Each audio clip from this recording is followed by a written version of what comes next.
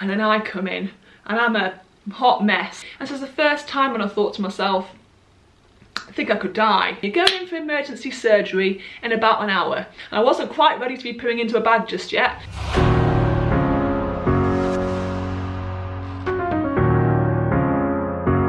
Hello team. So, we've got a bit of an interesting video today, haven't we? If you saw my previous video, you might have thought that I was travelling the world for 2 months, and that's what I thought I was doing too.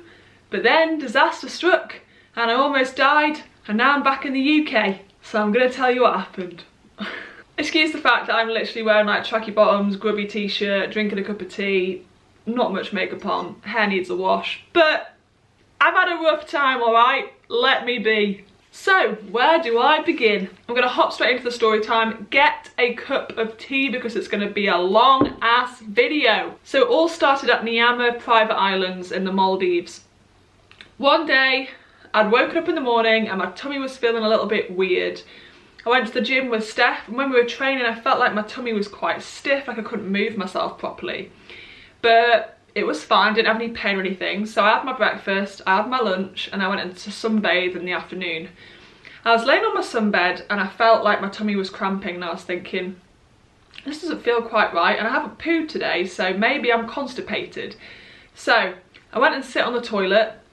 Nothing happens. By the way, there's going to be lots of poo talk. There's going to be a lot of TMI talk in this video. Hope you're okay with that. So, try and do a poo, nothing happens, but within about half an hour I'm in excruciating stomach pain. My stomach is cramping and it feels like it's like twisted and turning, and my whole body is like convulsing with the pain that's happening in my stomach. So I end up being lying on the bathroom floor, kind of crying silently. But I don't want to bother Steph, so I just stay there for a couple of hours. And then Steph wakes up from her nap and comes inside, and I shout out to her and I'm like, Steph, there's something wrong. So she gets the hotel doctor to come and visit me. The hotel doctor says, sounds like you're constipated, let me give you a laxative, let's see what happens. I have a laxative, nothing happens. 2 hours later the pain is so much worse. So the hotel doctor comes back, gives me some painkillers injected into my arm. And she says, if I come back in 2 hours, which is 9 PM by this point, and you're still in pain, we'll take you to hospital. By 9 PM, I'm a shell of a human. The pain that I'm experiencing, I cannot express to you that pain. I cannot explain the feeling of the pain. It was so absolutely, completely and utterly crippling. I was crying. I have a very high pain threshold, just putting this out there. I have a pretty chill pain threshold. I was crying, I was weeping, I was begging Steph to make it stop. So they took me to hospital. The nearest hospital is a 10-minute boat ride away, but they had to get me from my villa at one end of the island to the boat, which is a nightmare because I was in so much pain I couldn't stand up. So they had to basically like carry me to a golf buggy, drive me over to a boat, and then take me to this hospital at 9 PM on a local island. Hospital's tiny, like tiny hospital. And I go in and everybody's quiet. There's maybe like 5 patients in there, and they're all just lying peacefully, chilling out, doing whatever they're doing, getting over whatever they're getting over. And then I come in and I'm a hot mess, and I'm screaming and I'm crying. I'm in so much pain, and I'm not somebody to scream or cry like from pain. That's just not me, and I would have hated to think that I was causing a fuss in this hospital. But the amount of pain that I was in, it was taking over my whole body. My whole body was just, felt like it was going to explode with pain. It was so horrible. So then anyway, I don't know what's wrong with me. They start x-raying me, they start testing me, they start taking blood. They put a cannula in, which is like that massive like needle which like goes into your vein. Start drip feeding me fluids. And they're still saying, once you poo, it's gonna be alright. No poo was coming. So then a lady puts her fingers up my bum with some laxatives and puts laxatives in through my bum hole. And at that point, still no poo came. I was awake all night through till about 5 AM, and I was vomiting, and I was visiting the bathroom trying to poo, nothing was happening. And I was vomiting up anything which I had eaten for the past day or two, and it was all completely undigested, which was quite worrying.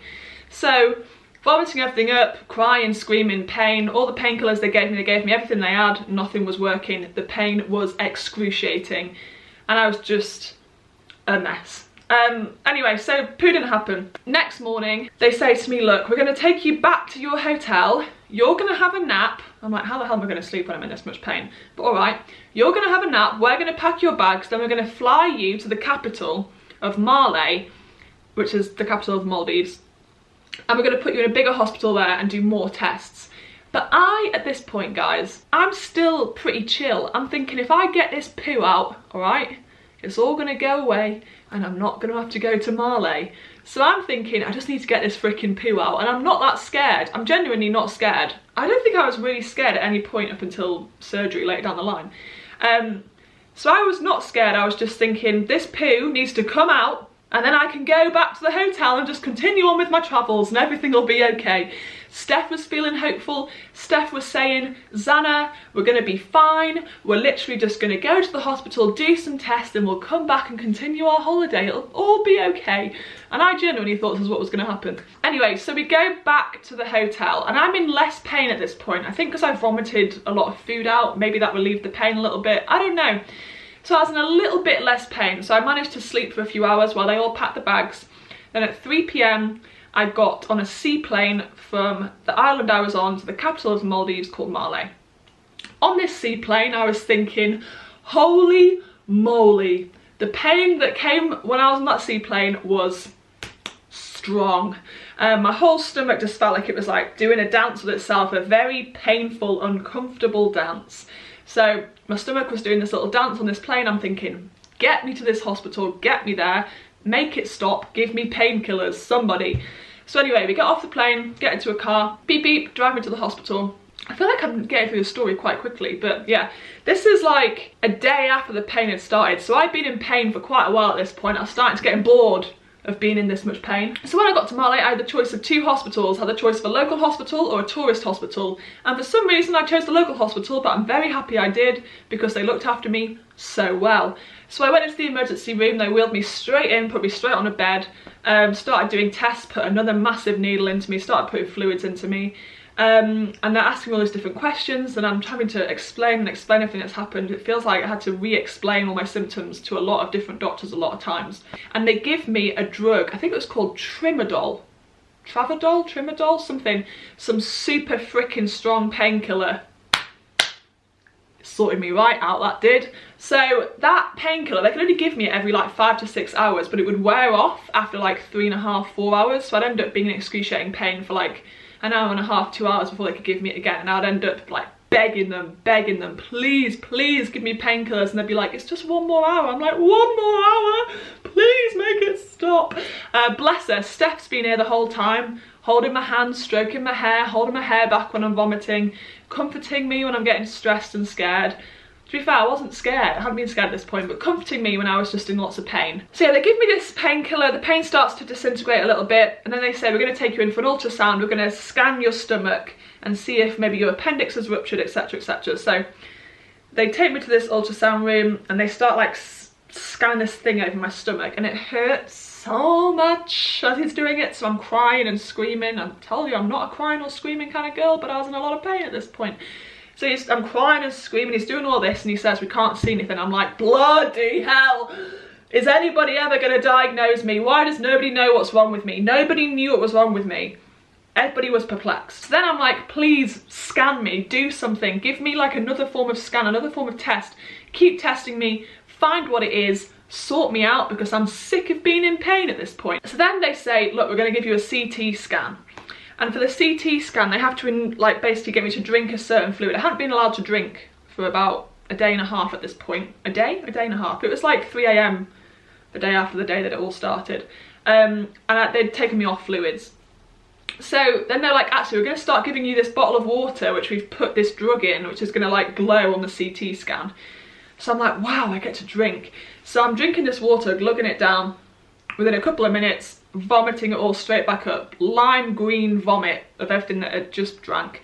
And then they're like, oh damn, this girl can't even keep water down. Maybe it's quite serious. And I was thinking, yes, I think it is. So yeah, then they said, right, we're going to take you to a CT scan, but it's going to be in 5 hours. I'm like, no, you're not. 5 hours is too long. I think I might die. This is at the point when the pain was getting quite bad again. And this is the first time when I thought to myself, I think I could die. If this doesn't all stop, something's really wrong. I don't know what it is, but I think I could die. So I was thinking, please give me this CT scan as soon as possible. And I kind of just told them, give me it as soon as you can. And then our friend Bond, who was a local guy, he helped and he pushed them and he got them to give me the CT scan in an hour and a half. So, an hour and a half later, I go and get my CT scan, but they have to inject that fluid, which I couldn't drink, into my cannula. Not my cannula? Yeah, my cannula, my big needle. Them injecting that needle, oh, it brought me to tears, because they did like 6 huge syringes of this liquid, and when they put liquid in that fast, you can like feel it going up your veins, and it's just not very comfortable. And I was just screaming a little bit. So poor Steph was outside this CT scanning room. You could hear me screaming. I just can't even imagine what it felt like for her hearing that. So I was in there screaming as they put all this luminous fluid into me. And then they scanned me. Very painful for me because I found it hard to lay still because my stomach was like doing all this. But did the scan. And they're like, go back to your room, have some painkillers, go to sleep, and we'll see what it all comes out as tomorrow morning. Because at this point it's like 5 AM. So I go back to my little room. They admit me into a little ward room, so a proper room. I'm not just in an emergency room anymore. They admit me into a ward room and they give me some drugs and I fall asleep. Next morning I wake up, they're like, oh, we think we found something on your CT scan, but we're not really sure what it is. So we're just going to run it past a few different surgeons, a few different people, and we'll have a few checks and then we'll let you know. Next thing you know, it's 12 PM, they walk in, they say, you're going in for emergency surgery in about an hour. I'm like, oh, okay, right. But again, at this point, not scared, because I'm just thinking to myself, if I'm having surgery, it's getting fixed. And I don't know, I just wasn't that scared about the prospect of having surgery. I just thought to myself, these people are doctors, they're qualified, they're going to sort me out. I didn't quite realise the fact that they were rushing me in within an hour meant that it was quite an emergency. So anyway, some lady comes in there, my lovely nurse, she gets me naked, she shaves my vagina, she shaves my stomach, she shaves every part of me that's in my abdomen. So that was kind of liberating. So another doctor comes in, puts his fingers at my bum hole, has a little feel around. I mean, at this point, dignity is out the window. So somebody shaved me, somebody's put their fingers up my bum, then somebody else comes in and they're like, right, we're going to tie your hair up, we're going to like put you in this surgical robe, we're going to basically just get you all ready and prepped to go and have surgery. I'm like, fine, cool, let's get going. So I'm in my robe, got my hair tied up, shaven, clean as a bloody slippery dolphin everywhere. And then they say, right, let's go into surgery. None of this has really sunk in because it's all like bam, bam, bam, rush, rush, rush, scans, then you're in surgery. I think Steph was quite scared at this point, but she didn't let it on. So then they get me off my bed and they put me on another bed and they wheel me through to this room. And then as they take me into this long corridor, they say goodbye. So I'm like saying bye to Steph and I'm like, bye Steph. Thinking like, oh God, this might be the last time I see her because what if I die? But I'm like, bye Steph. And then they hand me over to another nurse and they wheel me through a few more doors, take me into a pre-op room. This is when I find out what's happening to me. So then my surgeon comes in, who is now like this, he's like my bestie, what a baby is.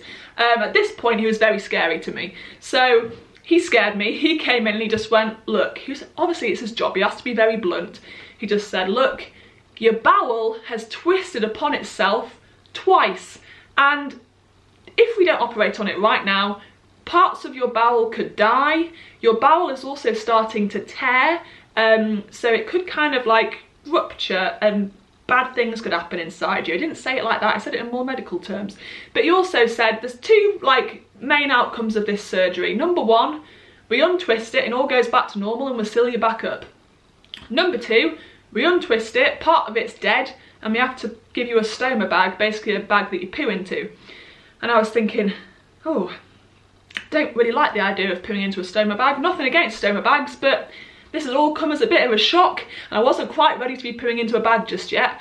So at that point, this was the first time that I had really cried. I just cried and cried and cried. They said it's going to be an hour before you go into surgery because they have to prepare this surgical room. So I'm just laying on this bed on my own, the surgeon's left now, and I'm just crying my eyes out, thinking, oh my God, I'm going to end up having a stoma bag, they're chopping me up, Wow, wow, wow. And the surgeon said to me like, oh, it's quite a big surgery, you're going to be in recovery, because I asked him how long I'm going to be in recovery for. He was like, oh, like 3 months. I'm like, what? So it all just kind of hit me. I'd just been told all of this information 1 hour before I was going to be chopped open, and I was just thinking, wow, this is very serious. I wasn't ready for this. It all just came out of the blue. So anyway, then I calmed down, stopped crying. They start like wheeling me into my surgical room, through a few more doors, and I'm in this surgical room. There must be like 13 people in this blooming surgical room. There's 3 surgeons, and there's all these different nurses and doctors. They like strip me naked, put these bits of plastic and fabric over me, put different nodes all over me, put a gas mask on me, and they're about to put me to sleep. And then the surgeon walks in. By the way, I'm literally laid there thinking, oh my god, what is going on? Anyway, so this surgeon comes in, and I grabbed his hand. He was like my head surgeon, and I just said to him, please, I had tears in my eyes. I was like, please, please, please do everything you can. Like, please don't give me a stoma bag. Please, like, ensure that I survive. I don't want to die. And he just went, I'll do my best, and like patted my leg, and I just thought to myself, right, this is it then. Put the mask on, fell asleep. Woke up, I think the surgery was like 3 hours. Woke up 3 hours later in the recovery room, which is the room that was the pre-op room. So I'm like doing this for like an hour after surgery. I'm like laying in my bed thinking, oh, coming to, no anaesthetic effects, like no vomiting or anything, and I passed urine quite quickly, etc. So it's fine. Well, actually, I was peeing into a bag, but that's another story. So I come to, and I'm like, oh, and then an hour later, after I've kind of like bit more corpus mentis, they wheel me back to my room, and Steph's there, and they open the door, and I go, hi Steph, and she's like, hi. You can tell she's been crying, bless her. And then they wheeled me in, and I guess that was that. Surgery was done. Sorry, I just had to take a break to gather my thoughts and think about what I want to share next. So I'm going to try and summarise my recovery very quickly. So I'm in my bed in my hospital room immediately post-surgery. And at this point, Steph has been texting and calling my mum, and obviously Ant, my boyfriend, and letting them know what's happened.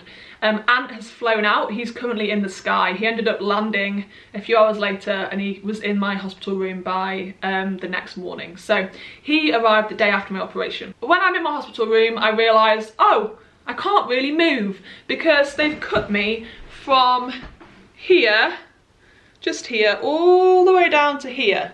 So basically my abdomen is a mess, and all my muscles have been cut down the middle, so I had no core strength, so I couldn't like sit up. I couldn't sit up, which is just a basic human right to be able to sit up, but I couldn't sit up. So I was just sat there thinking, oh, I can't do anything. Plus I had a tube up my bits, and I was weeing into a bag, so I was thinking, I can't sit up, I can't go to the toilet, what is going on? Also, by this point, I haven't eaten in 3 days. I haven't drank fluid except for the stuff I vomited up in 3 days. So I was just thirsty and hungry, and I knew I wasn't going to be able to eat or drink for a few more days, so that was gutting. Anyway, so I lay in bed. I'm not really in any pain because they're giving me lots of drugs. So over the next few days from there, it was just celebrating little wins. I don't want to go into the nitty-gritty because it's not that interesting, but basically I was celebrating the first time that I walked. So the day after surgery, I walked, like I got out of bed and I walked for like 10 steps and then went back to bed and laid back down for the rest of the day. So I celebrated walking, I celebrated when they took the catheter out and I could actually wee, so I went for my first wee. That was great. I celebrated my first fart because that meant that my bowel was moving. And then eventually, a few days later, I celebrated my first poo, which was great because it showed that my bowel was working and that my gut was doing what it needs to do, and it had recovered partially from surgery, so that was great. We celebrated me being able to sit up on my own, so I still now can't sit up like this. I'm currently 13 days post-op. I can't sit up, but I can like roll onto my side and then use my upper body to like pull me up and push me up, etc. And we just celebrated that. We celebrated being able to walk like 20 steps, being able to walk 30 steps, being able to stand up and sit down, and it's crazy. Like, I'm 13 days post-op now, and it's crazy how fast the progress comes. It's slow, it's really slow, but it's really fast at the same time. Like on day one, you're celebrating being able to stand up for 10 seconds. And then on day 5, we're celebrating being able to walk all the way down the corridor and back. Like, progress, it came fast, it came thick and fast. Ant and Steph were there every day. So Ant, my boyfriend, was there, he'd flown out by this point. They were celebrating with me. Like, the day that I did my first poo, Ant cried, happy tears, he was so happy for me that I'd pooed. So, I don't know, like, those two made the whole recovery process so much easier. So, after like 2 days post-op, they started giving me like 30 mils of water every half an hour, which meant I could drink water, which is great. And then like 3 or 4 days post-op, I started able to eat soft food. And then like 5 days post-op, it was like hard food. All my food that I'm eating now is still low fiber, but yeah, I was able to eat like different textures of food. And then I remember like 5 days post-op, he said, you can drink unlimited fluids. And oh my God, the feeling of being able to just pick up a glass of water and just drink it. Wow, it just never felt so amazing to drink water. Like, when you haven't drank water for like a week, I don't know, the feeling of drinking water, I'll never take it for granted again. It just felt incredible. And the feeling of eating, I ate a Weetabix, that was my first meal that I ate. And I was like, wow, this is great. Eating is great. I feel like the recovery process isn't quite as interesting as everything that actually happened leading up to the surgery, but basically slow and steady. So then like 7 days post-op, they discharged me and they gave me some drugs to take back with me, and I would just be staying in a hotel. I wouldn't be fit to fly for another 5, 6, 7 days. So I had to just rest up in the Maldives, which is not a bad place to rest up. I wasn't staying on some super luxury island. I literally stayed on the island next to Mali, which is a local island. Stayed in this little local hotel on the beach. It was so lovely. Just rested up there for the next like 5, 7 days. In reality, I think it probably looked on Instagram like I was much stronger than I was, but I could only really walk for a few minutes at a time. I'd have to sit down or lie down. If I walked for longer than a few minutes, I'd have to have a nap afterwards. So it was like very slow, steady recovery. And it was a real struggle for us to find vegetarian and vegan food, especially vegetarian and vegan food that's low fibre. But we survived and we got through it, and then I went back to the doctor and had my stitches removed. So I will try and show you like the size of my cuts right now. I have bandages on them, so you're not gonna see them, but I could show you like the size of them and where they are. So excuse my bra, excuse my underwear, but we're talking about poo and whatnot, so. Oh. So these are my scars. These are where cameras went in.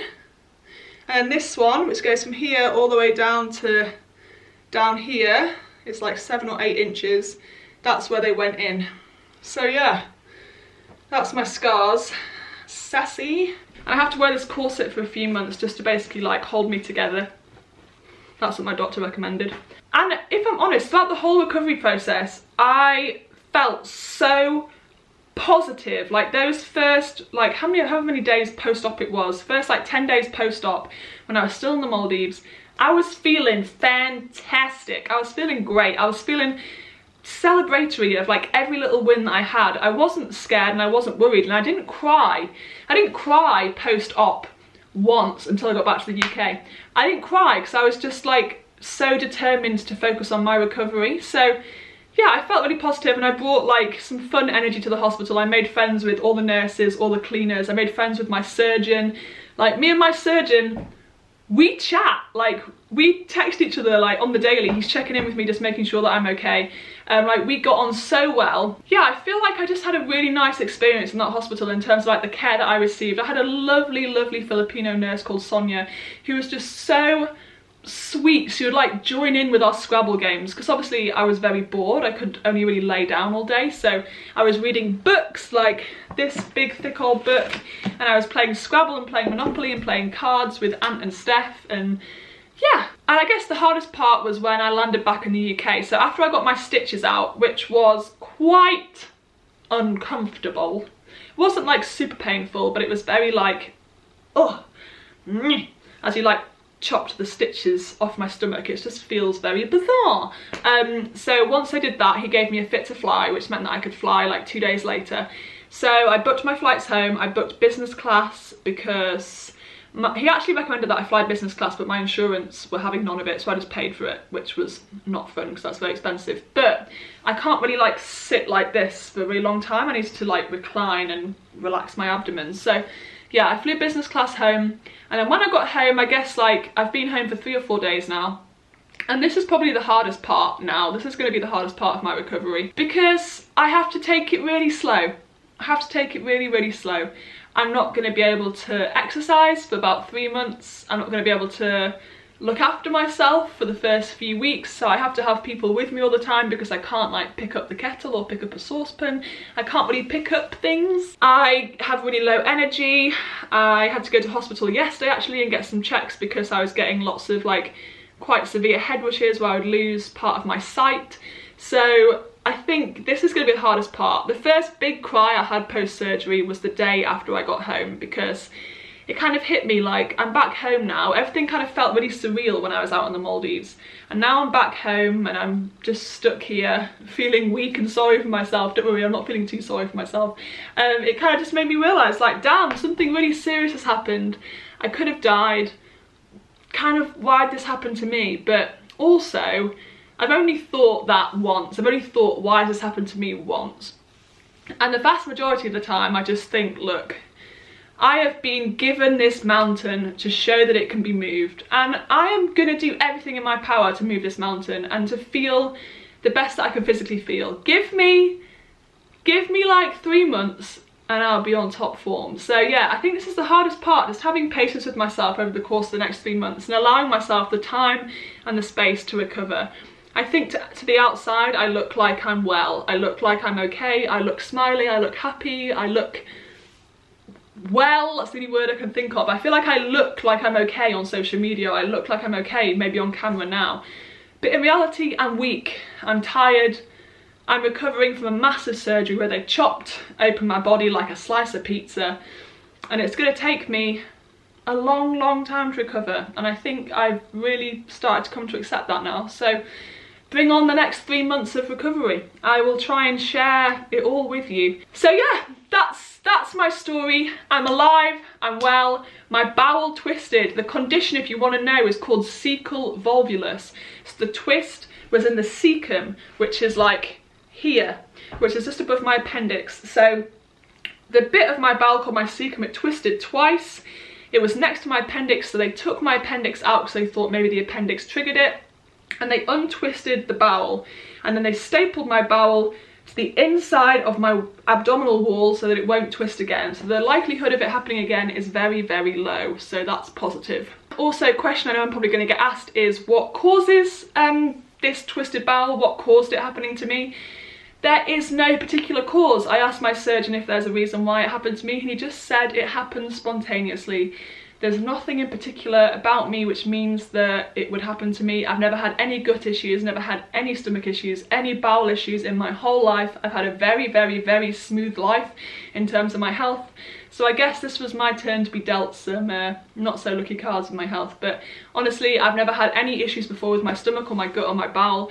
This happened spontaneously. It could happen to anybody, not to scare you, but it could happen to anybody. So hopefully if it does happen to you, this helps you catch the symptoms. It just happened. But the most important thing is that I'm alive.